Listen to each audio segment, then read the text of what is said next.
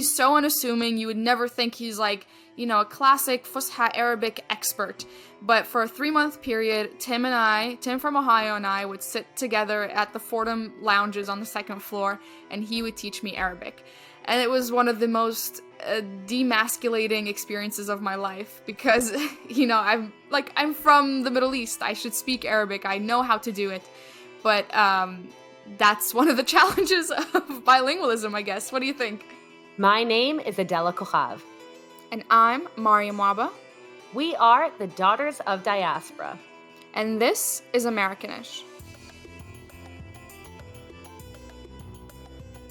Hello, everybody, and welcome back to Americanish. This week, we're talking about bilingualism. As you guys know, we're both bilingual. Mariam was born in Egypt and grew up speaking Arabic, and I was born in Mexico and grew up speaking Spanish. Both of us had to take on learning English upon arrival into the United States, and we talked a bit about this in one of our early episodes when we started the podcast. Today, we're going to dig a little bit deeper. The proportion of bilingual speakers in the U.S. has nearly doubled since 1980, and the numbers continue to climb. According to the U.S. Census Bureau, as of 2021, 21% of the people in the U.S. speak a language other than English at home. That's 1 in every 5 adults. As the world we live in continues to get smaller and become more globalized, bilingualism becomes more of an important topic. One of the most important ways that bilingualism is talked about is with regards to the job market. Globalization also means a global economy. Today, bilingual employees are in high demand and on average earn 20% more than employees who speak only one language. People who speak more than one language also have a better chance of scoring coveted roles in fields like sales and customer service, medical, social services, and management. In today's episode, we're going to talk about the challenges and advantages to being bilingual as a first-generation immigrant and how bilingualism impacts one's identity and cultural practices. We're also going to share some of the quirkiest experiences as people who speak more than one language and ask questions like, what language do you think in? And what language do you dream in? Amazing. Awesome. So let's start from the top. So Mariam and I are both bilingual, like we said. And when I first came to the U.S., I was thrown into school and my mom thought I spoke English because I went to a school in Mexico that supposedly taught English. The only thing I knew how to say was my name and the kinds of fruits. So my mom was like, just do whatever you learned in school. So I show up the first day of American school in America with my hands on my hips, a big smile on my face. And I said, hi, I'm Adela and I like to eat pears. And I became the girl that liked to eat pears. My friends still talk about the pears. That was just like the only thing I knew how to say. So my mom decided to put me into speech therapy and I got the English, drilled into my mind. I ran drills. I went, once or twice a week. And now I speak English and I owe that all to Cynthia, my wonderful speech therapist. Mariam, I know your path and journey to learning English was a little bit different from mine. It was a little bit different, but I do have to say there were also fruits involved in my English language learning experience. Yes. So it's really weird. And this is part of the immigrant and Americanish story, but life is hard, but you don't know it's hard until you're older and you're reflecting back on it. And I think that also applies to the English language learning experience for me. Like at the time, I don't think of it. It was just kind of like a fun thing that I had to do. And sometimes it was difficult. Sometimes it was more fun. But looking back at it as an adult, it was definitely like, wow, that was a thing that happened and I did. Learning English for me was through PBS, the channel 13 when we were younger, that you didn't need to have cable to even flip on. And ESL classes in elementary, middle school, and I didn't have to do them in high school, but I do remember still struggling to learn the language. I remember one of my earliest memories, it was like 5th grade. I had been in the US for a couple of years, and I just could not get some of these words down. So my teachers would stay after school and I would stay after school with them, and they'd make flashcards with color codes and all this stuff. And I was finally starting to find a rhythm, finally starting to make sense of things. And this one thing, my brain refused to wrap itself around, which is the difference between sign and sing. S-I-G-N versus S-I-N-G. And I just could not think, I just couldn't figure it out. Every time I would see those two words in my head, they were the same. And I just remember my teacher, I think she got frustrated with me at one point, and she just started doing sing, and she started singing the word sing and then putting the word sign in script like a signature. Mm. And I think after a couple of days in after school practicing the difference between sign and sing, I finally got them. But it came down to like a lot of these small things that, you know, you don't think about on a day-to-day basis, but sign and sing look very similar. The letters are just changed, but they mean totally different things and sound totally different. Mm-hmm. The other one that really tripped me up was read versus read. And not red the color, but red as in like past tense red. And they are spelled the same exact way. Yeah. And that really, I could not get over that itch. And it was just frustrating. Was there anything like that for you? Yeah. So first off, English is a terrible language to learn. If you learned English and you're listening, you know exactly what we're talking about. It's a terrible, terrible language. And shout out to all the teachers out there, because a good teacher can really make a difference, especially for a child where it's not their first language. For me, this is kind of embarrassing, but I remember it like it was yesterday. It was the word city. I know it in my head, but I remember one time there was a point I just wanted to write the word city, and SIDY, SITY, like it doesn't matter what I did, it just didn't look right. And I'm like, no, why? Like I know how it's supposed to, I just couldn't, for some reason, like I couldn't get the word city to be on the paper the way that I thought about it in my head.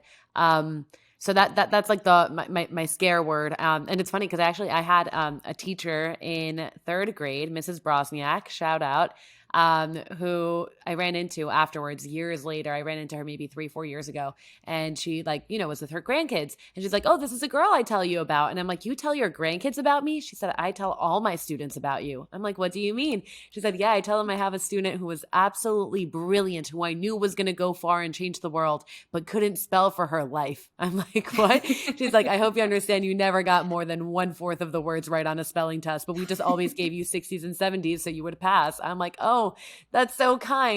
Thanks. And she's right. I didn't know how to spell. I still don't know how to spell. Thank God for autocorrect. They always said you wouldn't have a calculator in your pocket, so you have to learn math. Hey, guess what? You have autocorrect in your pocket. You don't have to know how to spell. Amen. Amen. And I was always a really bad speller too. And I had this one teacher accuse me of not reading enough because she saw that I was struggling with spelling. And I was so offended because I remember being that, as nerdy and dorky as this sounds, but I remember I would like sneak a little flashlighter to get underneath my covers just so I could read those Joni B. Jones book like past bedtime. And I remember her accusing me. She's like, you're not reading enough. That's why you're not getting better at spelling. I was like, how dare you accuse me of not putting the hours into my reading? Yeah. Like, I get in trouble for these reading skills, miss. Okay, just a quick note on the fruits thing, because I said that our story is connected with fruit and didn't mention how. So ESL in the 3rd and 4th grade, what they do is they come to every class and kind of like pick you up. Mm-hmm. So they'd come to my class, pick me up, they'd go to the next class and pick you up, and then they'd put you in this weird separate room that's a hybrid classroom, hybrid closet, weird laboratory. Yeah. Ours was a closet. I don't know about you. Yeah. It is very much a closet. I was just trying to find a nicer word to say closet, but it was a closet that they put like a dinner table and chairs around. And I remember there was this one year where it was me, a kid who spoke Spanish, and a Russian girl. And all three of us did not speak a word of English and obviously did not have any other way to communicate, but we can tell our colors and our fruits. So there was one day where the teacher that was supposed to be teaching us English was out, and they just didn't put anybody in charge of us. So it was just me, the kid who spoke Spanish, and the girl who spoke Russian, and I speak Arabic, in a room together, just kind of like no thoughts, all vibes. Like everybody just kind of try to figure out how to communicate with each other. And we finally, like 10 minutes into the class, we realized nobody was coming and we were kind of on our own. And we just pulled out the pages with the colors and the fruits and started teaching each other what the colors and the fruits are in each other's language. So it was very much not English second language class, but it was like a Russian and Spanish second language class for me, because for a week I learned, my fruits and colors in Russian and in Spanish and not English. And I just found that to be hilarious and a very Americanish moment. Like, we were definitely not learning English in that room. I love that. You should track them down and be like, hey, like, plátano. Manzana, manzana. That's right. Yeah, it's fun with the letters, excuse me, with the fruits and the languages because everybody can say them in their in their native language. So you can find a common ground and usually there's one that sounds like yours in your language. Yeah, it's a great unifier. But it Yeah. definitely is weird to go to school in one language and go home in another language. What was that like for you? Oh my God, it was so weird. Obviously, but it was a lot of code switching, and Mm. I mean, again, it's in retrospect, 2020 vision is whatever the saying is, like 2020 version is perfect. It was code switching because not only were you trying to assimilate and learn a new language, and they say the first things you learn when you learn a new language are curses, which I find to be very Very true. true. So you're trying to be cool and be friends with these new people that you're trying so desperately to get to accept you, but then at home, and this is the shared experience of so many immigrants, you're still having to be the middle person for your parents. Like I remember Mhm. translating documents from the IRS and from Social Security and from the green card people, and sitting down at the table, you're like 6, 7, 8, and your dad's forcing you to translate IRS papers, and you're like, I'm nobody prepared for me for this. This is not what a six-year-old assignment should be.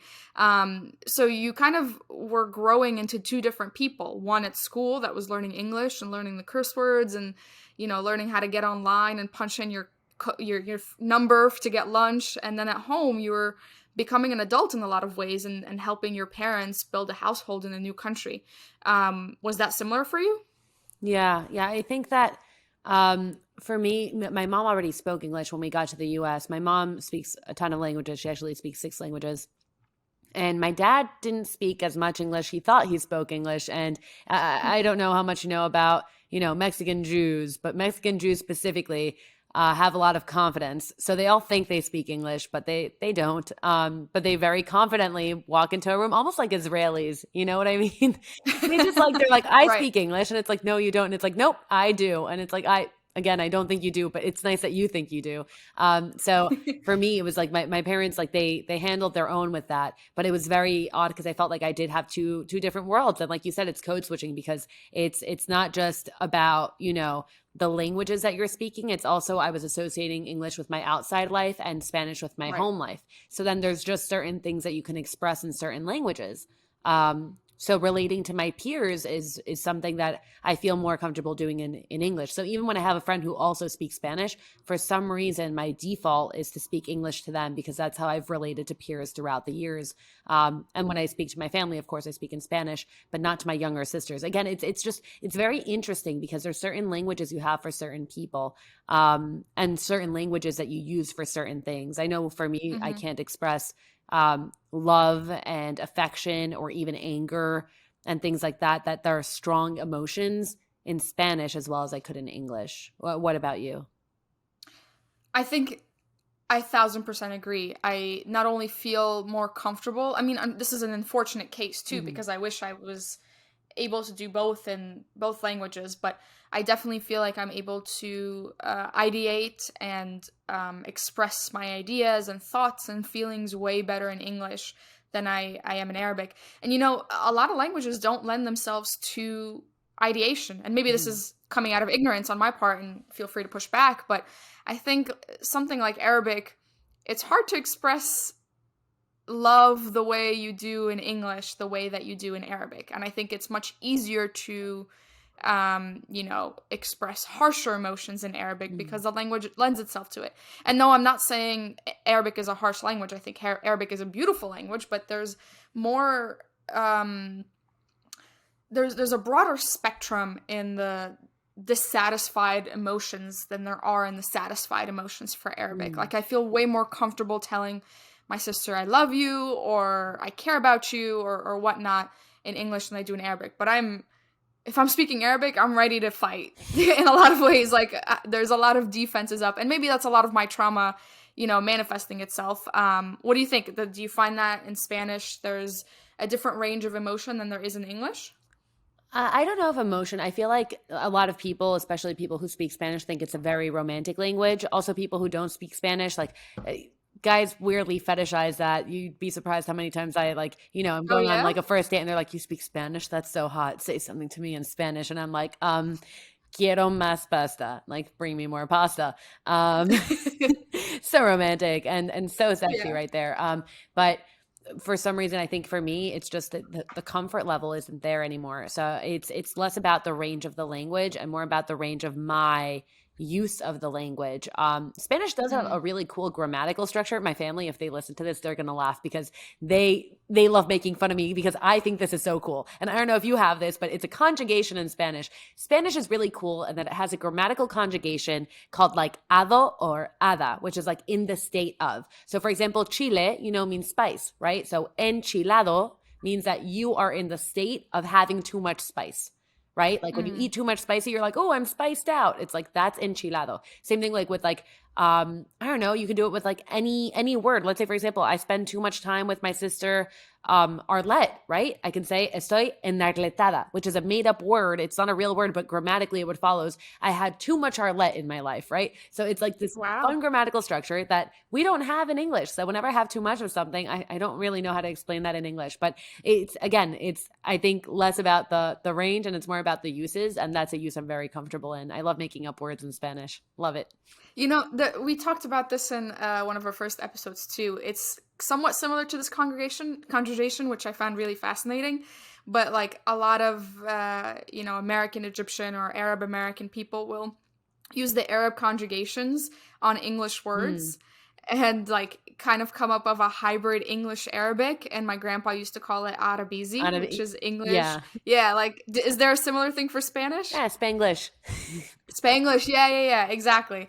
What a beautiful thing that is, What a just kind beautiful of thing. merging those, and a lot of ways it makes the lives of people like us really fun and interesting and Mhm. easy because I know what I want to say, but the language that I want to say it in, that thing does not exist, or I cannot figure out a way to say it that way. Yeah, but So I'll take this thing that's familiar to me and I make it yours. I love that. I love that, and it's something that like has been happening a ton. Like, there's obvious advantages to being bilingual, and we talked about them in the intro. Of course, job searches and just understanding people, obvious advantages. But it's also become almost trendy to mix languages.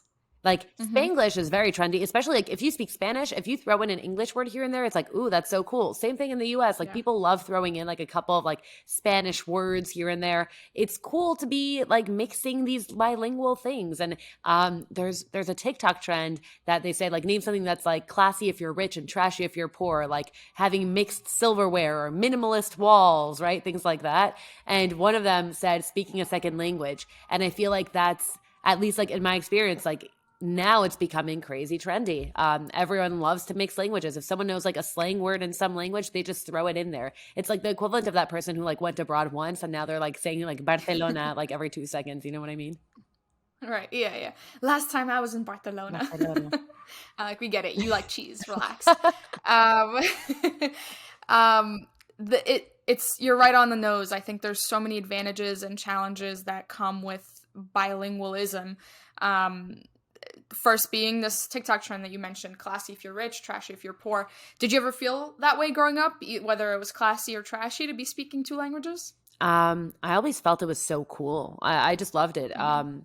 There were some instances where I wouldn't say like the word trashy, but like there'd be times where like, there's someone that's only speaking Spanish. They're trying to communicate with someone who speaks English. And I just like kind of like hop in there and I'm like, "Hi, do you guys need some language assistance? I can help translate." And it just kind of felt like a bridging of worlds. And Right. that was like an interesting feeling for me to have. But other than that, no, like I don't know if you could tell, I'm a very outgoing person. So I wear my languages very much on my sleeve. I'm very proud of them. And whether or not they're trashy or classy, it doesn't matter. They're me. So I might as well wear them out. What about you? You know, I hate to admit this, but there was a point in my life where I was kind of embarrassed of speaking Arabic, Mm. and I have no idea where this comes from. And it might be something as simple as like, in attempting to assimilate, you want to leave all these things behind.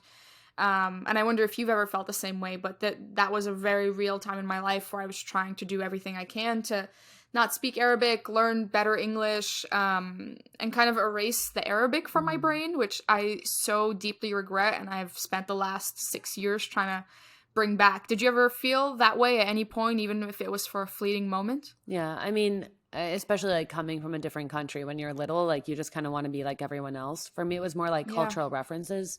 Like I wanted to be watching the shows that everyone was watching and the jokes that everyone was telling. And you just kind of want to be part of like the greater crew, and whatever makes you different is something you want to, bog down a little bit so you can be accepted. So yeah, I've felt it. Luckily, college is a lovely place of acceptance, and that is a place where difference is celebrated, and everyone tells you to live your truth and to be comfortable in yourself. And that's really where I started like owning it. And it's actually the opposite. Like I remember even in high school, like I'd be like talking to like my friends, and they'd be like, "Oh, like you're so lucky. Like you have so much to write about in your college applications because you're from a different country. Like that's not fair." And I'm like, I didn't choose this. Like, Right. Right. but it's funny because like I felt not embarrassed about it, but people were kind of like using it against me, as in like, oh, like you're diverse just because you happen to be born somewhere else or because you speak a certain language, and now that's going to give you an advantage that's unfair over me, as opposed to Right. if I'm bilingual, I have a skill set. If I come from another country, I do have a different lived experience from you. So it's like, why should I feel like I have to apologize for my life? It's like people unfairly using difference instead of against you. They're using it in spite. You know what I mean? Does that make Right. sense? Yeah. And yeah, it totally does. And I find that so distasteful in a Mhm. lot of ways, but particularly because like it's not easy being from a different country. True. Like you're seeing and it's beautiful, and you can turn it into something beautiful, but these shared experiences that you and I have and so many of our listeners have are shared because they're difficult, and immigration is difficult. Like you're still trying to be an American, and you're still fighting for it every day. So just because you have a cool topic for your college essay doesn't erase the pain and trauma that that story gave you, Mhm. and to kind of dismiss it as, well, you have a cool thing to talk and write about. Like that doesn't mean The it's fun or the easy. cool Like, thing was scary. yeah, we get to make it Yeah. cool and fun here on this podcast, but Mhm. we also talk about how serious this is and how it fundamentally changes who we are as people. Yeah. And Now that the oh, you can go ahead. I just wanted to like highlight the advantages of bilingualism. Like, yes, it's hard, and we do this all the time on the show where we talk about the good and the bad of everything, and we kind of try to see all of it. And this is one of those moments where it's important to look at the good and the bad. Yeah, so that's actually where I was going to take it to next. Well, first off, I just want to point out I didn't even write about bilingualism or being from another country or coming to a new school or not speaking English in my college essay. So, in case you thought that's what gave me the edge, everyone listening here, haha, joke's on you. I wrote about Yeah. family trauma. Boom. Anyway, Is that true? Because that's actually what yeah. I did too. Really? Oh my gosh, high Yeah. five. Yeah, look at Yeah. us. Trauma Yeah. Like bonded. where I am is the least interesting thing about me. What's Mhm. up? Like, No, that's actually literally what I wrote about. Wow, I guess we're not that special. But I was gonna say again, that does take us to the next. Obviously, there are challenges to being bilingual too. So, what would you say has been the biggest challenge for you? there's a couple big challenges with bilingualism.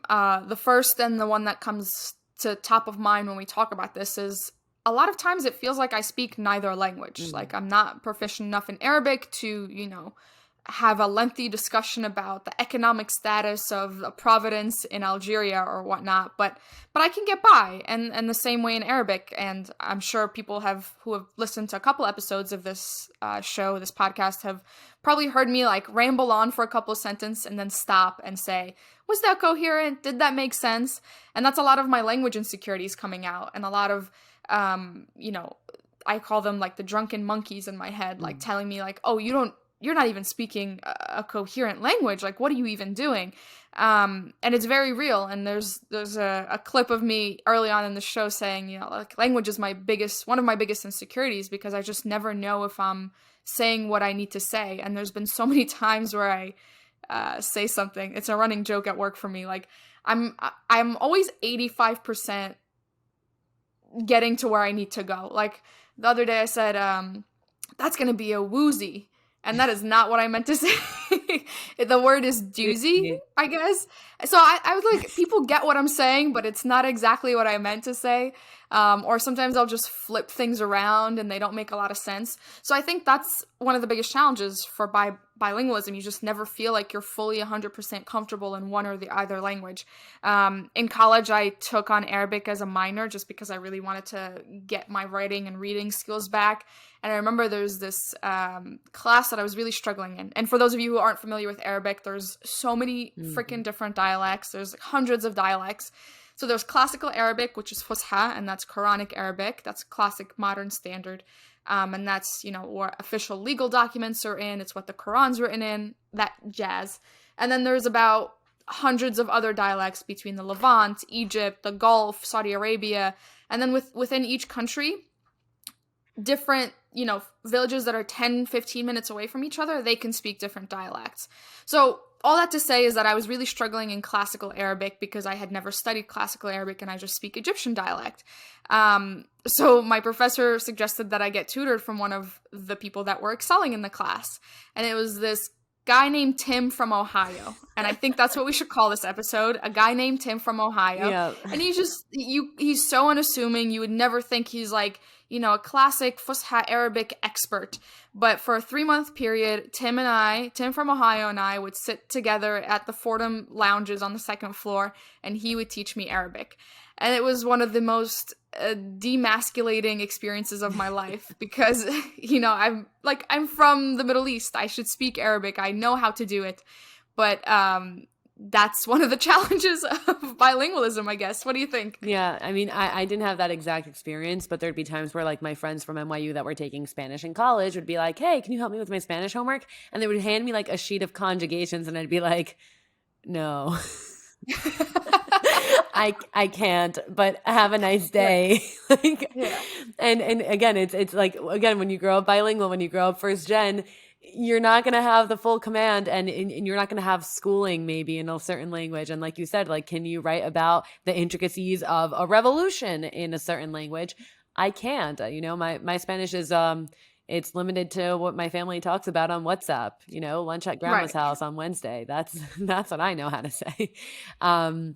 But yeah, I think that like one of like my challenges when I'm, speaking Spanish or bilingual is what language do you talk about when you're faced with someone who also is bilingual in that language. So for example, like my best friend Andrea, she's from Mexico also, and she moved to Miami the same year I moved to Deal. She's also Syrian Mexican Jew. She's a lot like me in a lot of ways. And we met at NYU, so we spoke in English. And we're both fluent in Spanish, but I remember the first time I heard her speak Spanish was we were like with her family or with my family, and like we were speaking Spanish in the circle, and like I just looked at her and I was like, who are you? Like, it didn't sound like her. It also didn't sound like me. It was the first time, like, really we were speaking Spanish to each other. And now it's just like, whenever I'm with her, we speak English, and every now and then we'll throw in a Spanish word if there's something we can't say to fill in the gap. But It's very interesting when you have like someone who speaks both of your languages, which one do you opt for?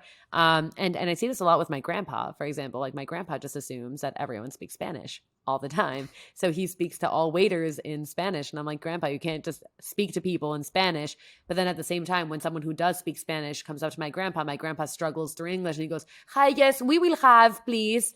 And it's just like, I look at him and I'm like, okay, like you can Spanish now. So I think that one of the challenges. You can Spanish Yeah, now. you can Spanish now. It's like the stealth Hispanic in me that's like, when do I bring out the Spanish? When do I not?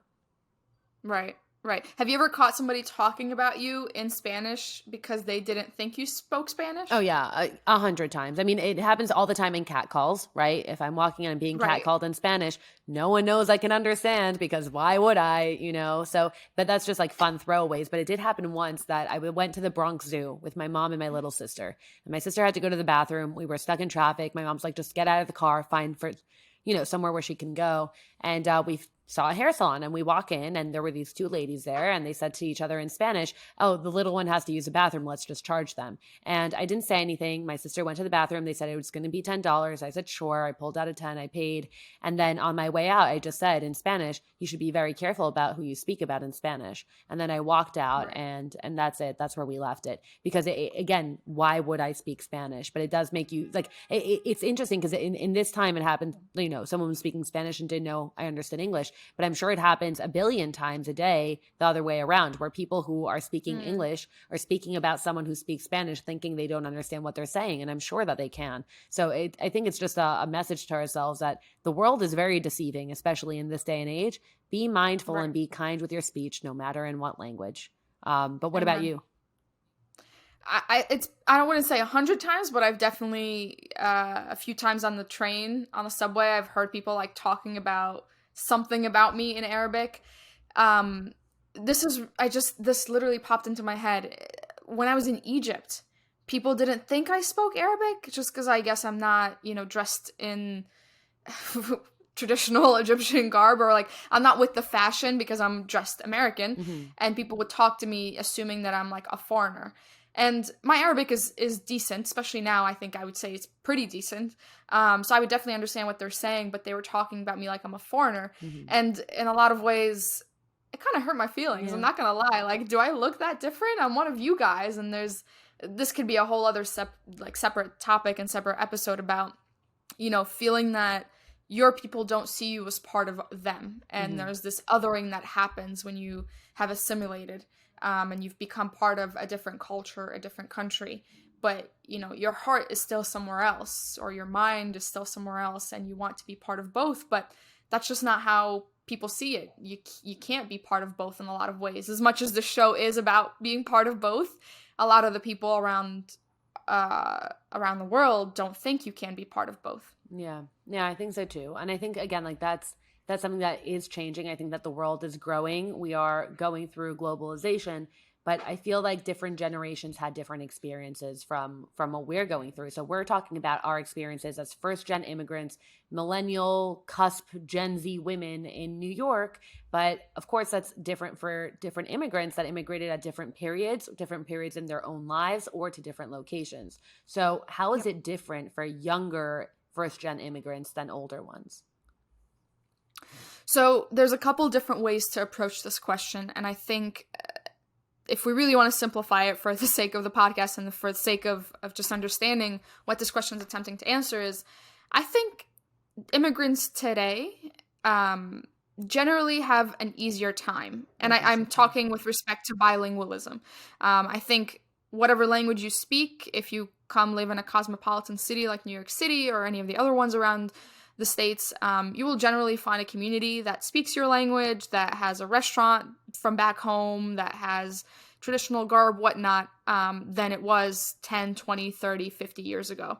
And maybe you can, tell me if I'm way off here, but like I feel like Egyptians coming to New York today have a way easier time because they have the support systems built out for them, whether they're official or unofficial, but there's people here to guide you, to teach you where you get English classes, to tell you where you can get a job even though you don't speak English, where the church is, where the grocery stores are, where I think back in the day, and back in the day I mean anything from 10 to 50 years ago or even further back, I think you kind of had to figure it out on your own. And with that comes a lot more acceptance. Like, it's much cooler nowadays, as the kids say, to be speaking two languages than it was 2 years ago.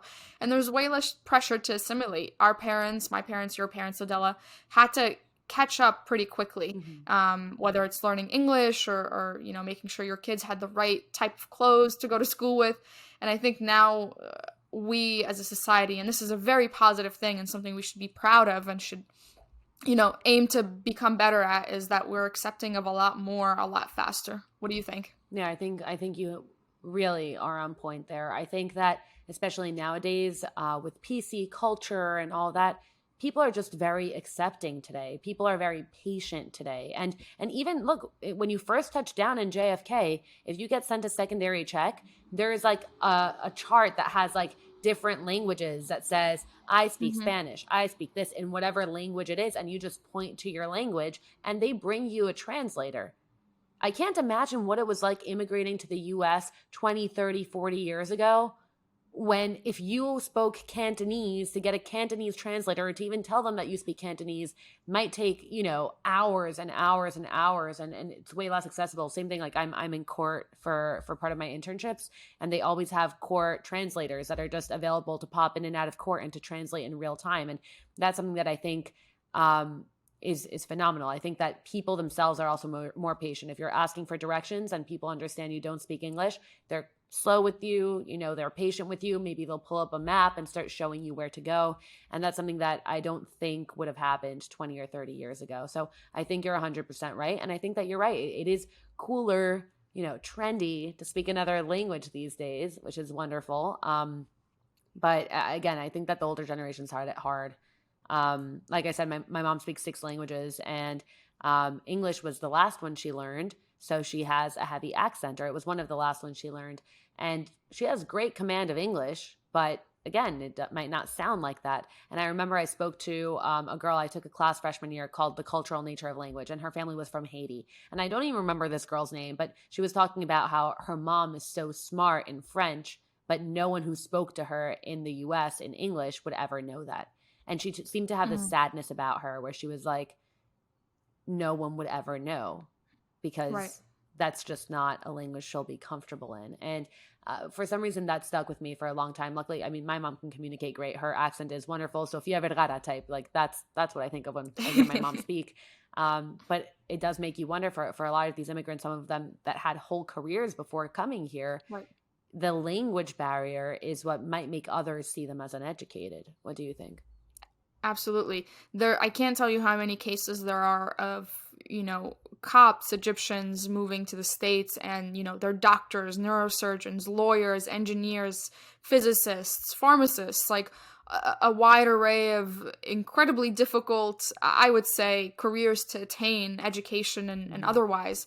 And they come here and, they're working jobs that are not up to that level. They're not physicians, they're not pharmacists, and they're doing hard labor jobs or low skill jobs. I have a complicated relationship with the word low skill job. Low skill job. I don't think any job is technically low skill, but they're doing remedial jobs because there's this language barrier, and they need to figure out a way to catch up, learn this whole new language so that they're able to perform the neurosurgeries and do whatever physicists do, and it's a huge gap. And I definitely resonate with the fact that this friend of yours just had a deep sadness to her about saying, my mom is an incredibly intelligent human being, but nobody would know because she can't do it in that language. I will say, just on the accents thing, something that I've really been thinking a lot about accents. Trevor Noah is a comedian a lot of people know. He has this like whole bits about accents and what accents really are. And he said, all accents really are is somebody speaking your language with the rules of their language. So if you're ever trying to understand why an accent the way it is, and this has really helped me understand a lot of accents, like think about the rules of that language. Like think about the way an Arab accent sounds and all the little tendencies that happens, and then think about the rules of that language. So for example, you're here like if somebody's Arab and they have an English, they're speaking English in an Arabic accent, they can't say bees and they can't say thus, like th sounds. And why is that? One, because there's no p in the Arabic language. It's just b, alif, b. And then the other thing is there's no th sound in the Arabic. So that noise, that thing that you learned in elementary school, th, they just never learned it. We never learned it. So this is such a tangent, but I just really love thinking about, somebody speaking your language with the rules of their language and how that results in accents. And it just made me think about your mom.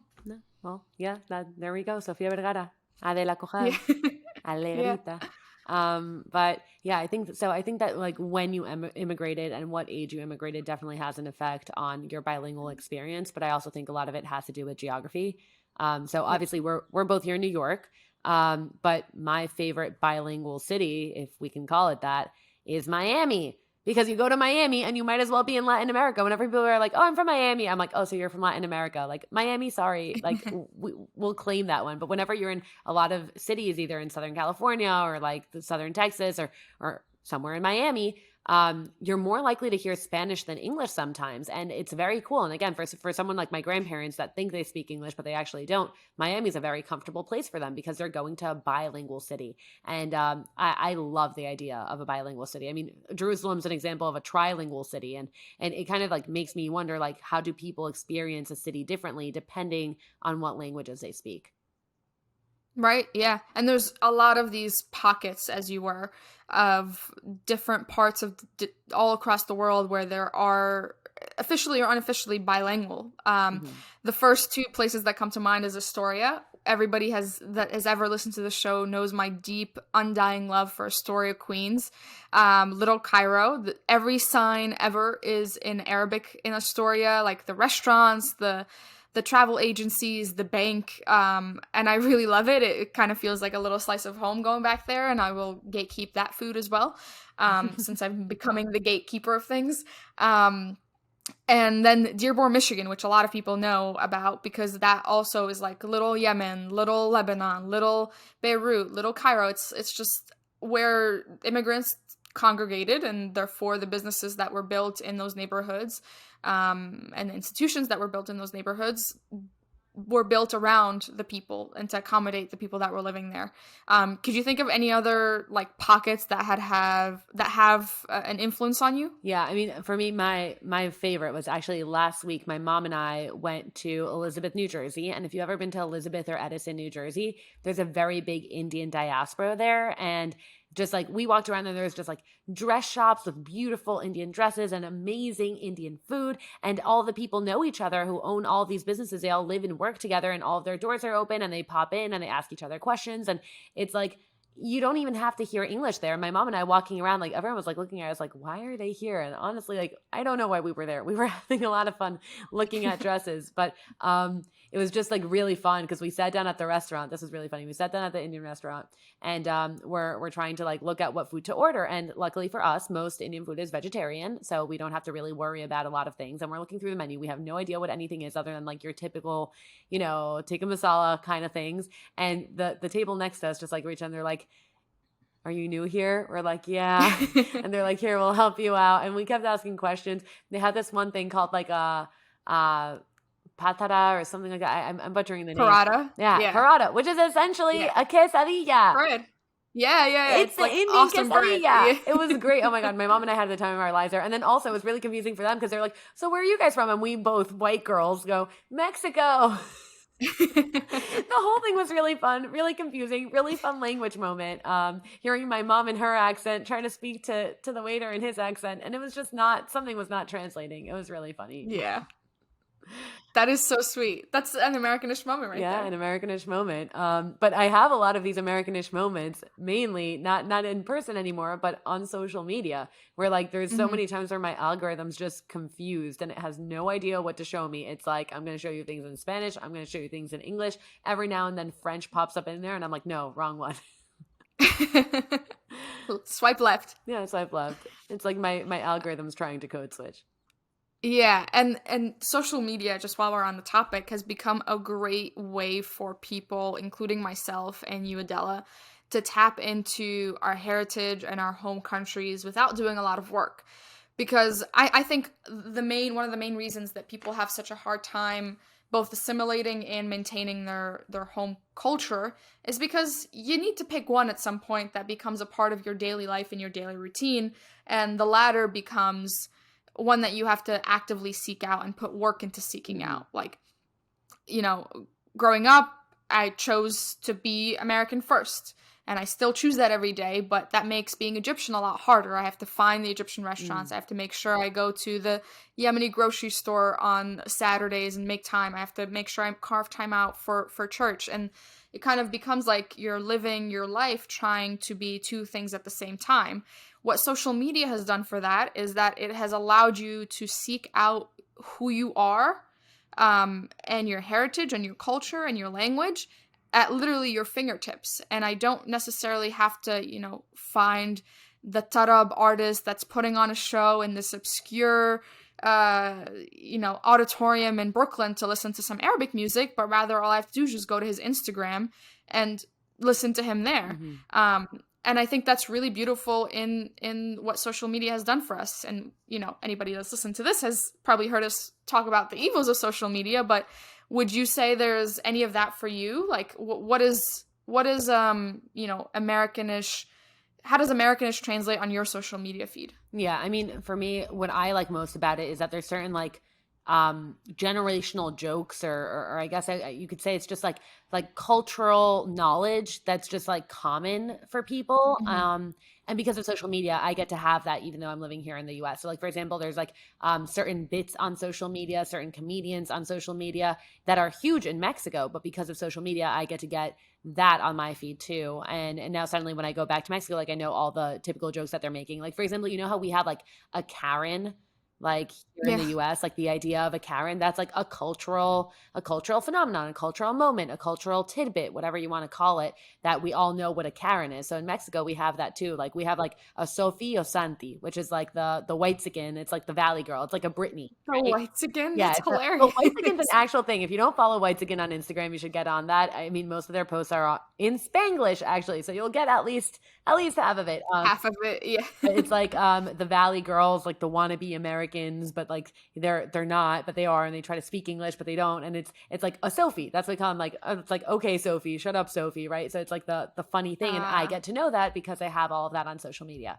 But I do want to give a huge shout out if you're listening to this, Louis McFly. I've been following him forever, and if you don't follow him, you should get on that. He does language swaps for popular songs. He does them from English to Spanish and Spanish to English. So he translates it. He'll start singing in the original language of the song, and then he'll be like, yo, language swap. And then he'll swap the song, and he writes the lyrics in the opposite language. And not only do I get a kick out of it, it's also really nice to listen to because he happens to have a great right. voice. So if you're bilingual or if you're not bilingual, give him a like, give him a follow, check him out. And if you're listening, I love your work. I comment on literally all your videos for you to do Emmanuel or Mijares, and you never answer. And people like my comments. People want to hear Emmanuel. I'm just saying, like, if you're listening, happens to be. We gotta get Louis on the We got to podcast. get We him gotta on the make pod. him like do the swap. We gotta teach him Arabic so you can do an Arabic swap. Like it Language has to swap. be a whole thing.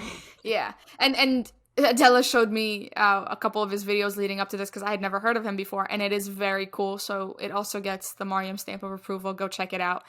Um, my version of that, and I don't know if it's as intense just because I've just found this person a couple of weeks ago, but I'm sure people listening have seen one version of it or another.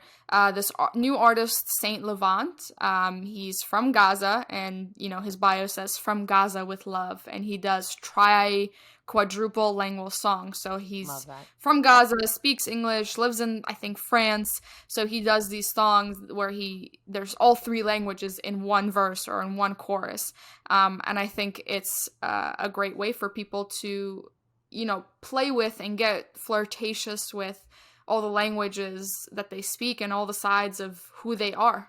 Yeah, and I love that. And just to wrap up, just as promised, because we always get this question. Literally, I was talking to a friend today and she's like, what's today's episode going to be on? And I was like, oh, we're going to talk about languages. And she asked it again. So we're going to keep answering this question. What language do you think in and what language do you dream in? Mm. Okay, right now I think in English Mm. just because it's default. If I'm thinking about Arab stuff, whatever that means, sometimes I think in Arabic.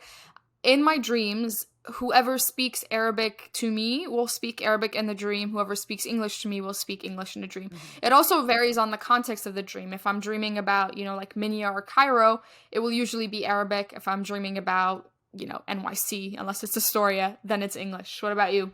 I, for the most part, dream in English unless I'm spending a prolonged amount of time in Mexico. If I'm in Mexico for more Mm-hmm. than a week, that's where my dreams end up switching. Funny enough, my thinking, I think, is always in English. Like, your little voice inside your head that sounds like you, and like you could talk to yourself in your head. Do I sound like a Right. psycho? Maybe. I don't know. My little me is always speaking English for some reason, Mm. even when I'm in Mexico for a long time. But whenever I want to get on like language mode, I'll try to think to myself in other languages. Like when I'm going to go to Brazil, I like try to purposely think to myself in Portuguese to get myself attuned to being able to speak those words. So dream in usually English. It depends unless I'm in Mexico, and think in usually English. It depends unless I'm prepping myself to go on a trip. We want to know what language and you guys dream and think in. So let us know in the comments on any of these videos. But until then, thank you so much for tuning into this episode of Americanish, where we explored the world of bilingualism. We hope that you've gained some insights onto some of the advantages and challenges of being bilingual as a first-gen immigrant and how it affects our identity and cultural practices. Remember that being bilingual is a valuable asset in today's globalized world, and it's never too late to learn a new language or reconnect with an old language. Join us next week for another exciting episode, and as always, until then, keep speaking Americanish. Amen.